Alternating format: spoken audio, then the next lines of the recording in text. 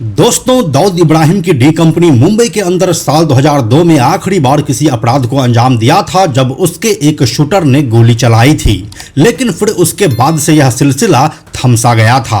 अब करीब 22 सालों के बाद एक बार फिर से किसी ऑर्गेनाइज्ड क्राइम ने मुंबई में बाबा सिद्दीकी का मर्डर कर दिया है और इस बार नाम लॉरेंस बिश्नोई के गैंग का है, जो कि अब कन्फर्म हो चुका है।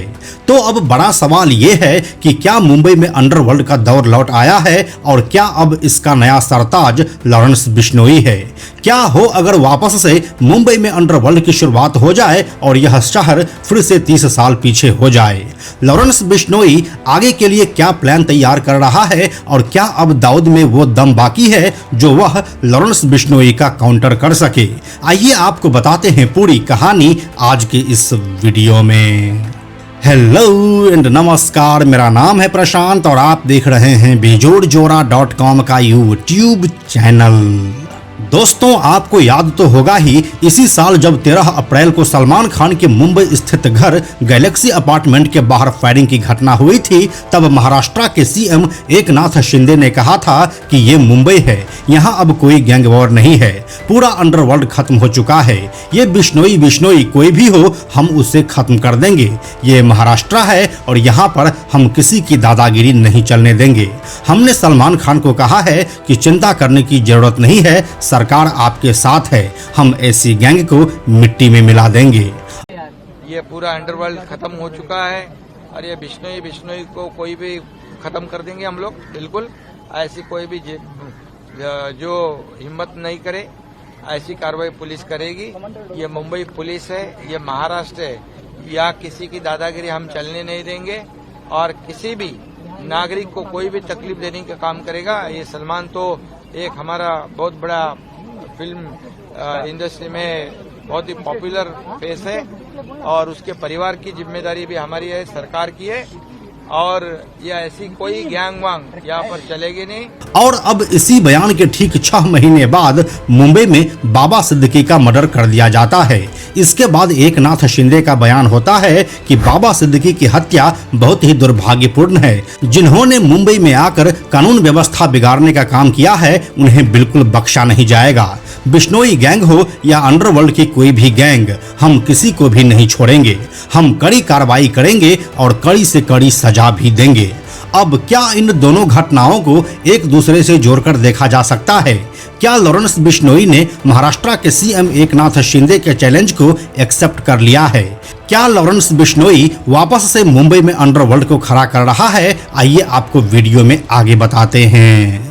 दोस्तों, पहले हम आपको मुंबई में अंडरवर्ल्ड और डी कंपनी की शुरुआत और खात्मे की एक छोटी सी झलक दिखा देते हैं। इसके बाद हम वीडियो में आगे बढ़ेंगे। 1970 और 80 के दशक में मुंबई अंडरवर्ल्ड की अलिखित स्थापना हो चुकी थी, जिसमें हाजी मस्तान, करीम लाला और वरदराजन मुदलियार जैसे बड़े माफिया हुआ करते थे। लेकिन ये सब स्मगलर थे और ये खून खराबे का काम नहीं करते थे। ये लोग अलग अलग देशों से गोल्ड, सिल्वर, इलेक्ट्रॉनिक का सामान स्मगल करके भारत लाया करते थे और यहाँ के ब्लैक मार्केट में इसे बेचते थे। इस समय इन लोगों में आपसी मतभेद जैसी कोई भी चीज मौजूद नहीं थी। लेकिन फिर इस खेल में दाऊद इब्राहिम की एंट्री होती है और दाऊद की एंट्री के साथ ही गैंग वॉर भी शुरू होता है। ये वर्चस्व की लड़ाई थी। दाऊद ने सबसे पहले साउथ मुंबई में एक चोरी की, ये उसका पहला अपराध था। इस मामले में उसकी गिरफ्तारी भी हुई। यहाँ से दाऊद के पैर अपराध की दुनिया में जमने लग गए। यहीं से मुंबई के अंडरवर्ल्ड पर राज करना उसका टारगेट बन गया। इसके बाद दाऊद इब्राहिम ने करीम लाला के गैंग से दुश्मनी मोल ले ली। उसने करीम लाला के भाई से लड़ाई की, इसमें कई लोग मारे गए। इसी बीच दाऊद इब्राहिम की दुश्मनी अरुण गवली गैंग से भी हो गई।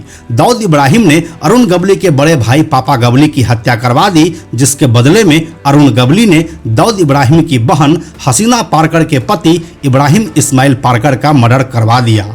इन दोनों ही कहानी को हमने आपको सुना दिया है, जिसे आप YouTube पर बेजोड़ जोरा पापा गवली और बेजोड़ जोरा इस्माइल पारकर सर्च करके देख सकते हैं। अब अपने जीजा का बदला लेने के लिए दाऊद इब्राहिम ने जे हॉस्पिटल शूट आउट करवाया। इस दौरान 500 राउंड गोलियां चली थी, जिसमें कुछ पुलिस वाले भी मारे गए थे। इस घटना को भी हमने इस वाले वीडियो में पूरे विस्तार से बता दिया है, जिसे आप ऊपर के आई बटन पर क्लिक करके देख सकते हैं, या सिर्फ सिंपली आप YouTube पर सर्च कीजिए बेजोड़ जोड़ा जेजे हॉस्पिटल शूट आउट, यह वीडियो आपको मिल जाएगा। अब साल 1986 तक दाऊद इब्राहिम मुंबई अंडरवर्ल्ड का बहुत बड़ा नाम बन चुका था। उसे कस्टम पुलिस और अरुण गवली गैंग से जब भी खतरा होता तब वह दुबई भाग जाता। फिर साल 1993 में दाऊद इब्राहिम ने टाइगर मेमन के साथ मिलकर मुंबई बम ब्लास्ट की साजिश रची और इसके बाद वह हमेशा के लिए भारत छोड़कर भाग गया। छोटा राजन और दाऊद इब्राहिम के बीच मनमुटाव चल रहा था और फिर इसी वारदात के बाद दोनों की दोस्ती में दरार आ गई। इसके बाद साल 1994 में छोटा राजन दुबई छोड़कर भाग जाता है। यहाँ से अबू सलेम भी दाऊद इब्राहिम से अलग हो जाता है।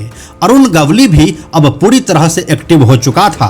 धीरे धीरे सब कोई दाऊद के खिलाफ होते गए और अब मुंबई पुलिस भी एक्टिव हो चुकी थी। उसने अबू सलेम, दाऊद इब्राहिम, छोटा राजन, अश्विन नाइक और अरुण गवली के गिरोह के लोगों का एनकाउंटर करना शुरू कर दिया, जिसके बाद मकोका के तहत कई शूटर्स की धरपकड़ हुई और कई गिरोह के शूटर मार दिए गए। साल 2002 में मुंबई में डी कंपनी ने आखिरी बार गोली चलाई थी और फिर साल 2003 में भारत सरकार दाऊद इब्राहिम के छोटे भाई इकबाल इब्राहिम कास्कर को UAE से डिपोर्ट कर भारत ले आई। उसके बाद से डी कंपनी ने भारत में अपना ऑपरेशन बंद कर दिया था। उस घटना के बाद से अभी तक करीब 2 दशक का समय बीत चुका है और अभी तक यहाँ पर कोई भी ऑर्गेनाइज्ड क्राइम ने किसी भी तरह के वारदात को अंजाम नहीं दिया था। लेकिन उत्तर भारत के गैंग अब मुंबई में जगह बनाने की कोशिश कर रहे हैं, खास करके लॉरेंस बिश्नोई गैंग। NIA ने अपनी रिपोर्ट में कहा है कि लॉरेंस बिश्नोई के गैंग में 700 से ज्यादा मेंबर है। ये उत्तर प्रदेश, बिहार, हरियाणा, गुजरात, दिल्ली और कुछ महाराष्ट्र के हैं, जिन्हें अभी अरेस्ट किया गया है। साल 2002 में मुंबई डी कंपनी के थम जाने के बाद एक लंबा गैप हुआ था और अब लॉरेंस बिश्नोई का गैंग इसे ही भरने की कोशिश कर रहा है। दोस्तों, हम आपको बताते चलें कि दिल्ली अंडरवर्ल्ड का किंग इस वक्त लॉरेंस बिश्नोई है। अब वह अपना खौफ और कामकाज मुंबई में भी बढ़ाना चाहता है। लॉरेंस बिश्नोई लोगों को संगठित करने में माहिर है और यही उसकी सबसे बड़ी ताकत है। चंडीगढ़ में स्टूडेंट पॉलिटिक्स के दौरान हुए लड़ाई झगड़ों में वह अरेस्ट हुआ और फिर जेल गया, जिसके बाद उसने राजस्थान के रोहित गोदारा, अपने छोटे भाई अनमोल बिश्नोई और अपने दोस्त गोल्डी बराड़ को तैयार किया। अब यही लोग बड़े से बड़ा क्राइम अपने शूटर के जरिए करवा रहे हैं। अभी के समय में ऐसा कहा जा रहा है कि रोहित गोदारा और अनमोल बिश्नोई जहां अमेरिका में रह रहा है, वहीं गोल्डी बराड़ कनाडा से लगातार लॉरेंस बिश्नोई गैंग को ऑपरेट कर रहा है। लॉरेंस बिश्नोई गैंग नए लड़कों को तैयार करती है जिनका पहले से कोई आपराधिक रिकॉर्ड नहीं रहता है। इस गैंग ने राजस्थान, हरियाणा, पंजाब, महाराष्ट्र, गुजरात, मध्य प्रदेश, बिहार, बंगाल और उत्तर प्रदेश जैसे कुल 18 राज्यों के गैंग्स को ऑर्गेनाइज किया। इसमें हाशिम बाबा, काला जठेरी और दिल्ली का क्रांति गैंग भी शामिल है। इन सब के एरियाज बंटे हुए हैं। उसका नेटवर्क अगर इंटरनेशनली देखें तो Australia, Canada, Italy, Philippines, UAE, US, पुर्तगाल और अजरबैजान में है। यहाँ लॉरेंस बिश्नोई ने अपने लोग सेटल करा दिए हैं और वहीं से ये लोग गैंग्स चला रहे हैं। मुंबई के अंदर बाबा सिद्दीकी के मर्डर के बाद ऐसा कहा जा रहा है कि एक बार फिर से इस शहर में अंडरवर्ल्ड एक्टिव हो चुका है और इस बार इसका मुखिया लॉरेंस बिश्नोई है। लॉरेंस बिश्नोई खुद साबरमती के हाई सिक्योरिटी जेल में बंद है, लेकिन उसके वफादार सिपाही लगातार उसके गैंग की एक्टिविटी को बढ़ा रहे हैं। लॉरेंस बिश्नोई के काम करने के तरीके को अगर हम आपको बताएं तो यह कई लेयर में फैला होता है। जैसे कि पहला लेयर खुद लॉरेंस बिश्नोई का है, जिसमें वह जेल से सिर्फ गोल्डी बराड़ और अनमोल बिश्नोई से ही बात करता है। यह बात कैसे होती है, यह भी एक राज का विषय है। दूसरा लेयर है गोल्डी बराड़ और अनमोल बिश्नोई। ये दोनों गैंग के फाइनेंस और हथियार इकट्ठा करने पर ज्यादा ध्यान देते हैं। इन दोनों के हिस्से में टारगेट को पूरा करना और जेल में बंद अपने बाकी के साथियों के साथ कांटेक्ट करने का काम भी होता है। तीसरा लेयर है रोहित गोदारा और सचिन बिश्नोई का। ये दोनों लगातार शूटर्स की तलाश करते हैं और उन्हें अपने गैंग में भर्ती करते हैं और फिर जैसे ही अनमोल बिश्नोई और गोल्डी बराड़ की ओर से कोई टारगेट दिया जाता है तो वे उसे पूरा करते हैं। तो कुछ इस तरह से लॉरेंस बिश्नोई का गैंग देश और विदेश में काम करता है। अब अगर बात लॉरेंस बिश्नोई और दाऊद इब्राहिम की हो तो हम इस बात को भले ही माने या ना माने, लेकिन दाऊद इन सभी बातों से अनजान तो होगा नहीं। बाबा सिद्दीकी की हत्या से बेशक लॉरेंस गैंग मुंबई में एंट्री ले चुका है, लेकिन ये कह देना कि दाऊद अब शांत है, किसी क्राइम में एक्टिव नहीं है, ये बिल्कुल गलत होगा। अब वह एक साइलेंट किलर की तरह काम करने लगा है। लॉरेंस बिश्नोई गैंग एक्सटॉर्शन से लाखों की वसूली करने में लगे हैं तो समझ लीजिए कि दाऊद अब इनसे कई गुना ज्यादा ऊपर सैकड़ों हजारों करोड़ और अरबों में खेल रहा है। दाऊद इब्राहिम अब ड्रग स्मगलिंग, मैच फिक्सिंग और इलीगल आर्म्स डीलिंग से करोड़ों रुपए कमा रहा है। अब दाऊद और उसका गैंग दुनिया के बड़े बड़े इलेक्शन को भी फंड करने लगा है, जिसमें पाकिस्तानी खुफिया एजेंसी ISI उसकी खासी मदद कर रहा है। तो अब अगर ये मान लिया जाए कि दाऊद की नज़र दिल्ली और नॉर्थ इंडिया से हटकर मुंबई की तरफ बढ़ चुकी है तो यह कोई गलत नहीं होगा, लेकिन दाऊद इन सभी बातों को आराम से बैठकर देखता रहेगा ये भी मुमकिन नहीं लगता है। इसीलिए अब आने वाले दिनों में अगर लॉरेंस बिश्नोई गैंग और दाऊद इब्राहिम गैंग में कोई टक्कर देखने को मिले तो कोई आश्चर्य वाली बात नहीं होगी।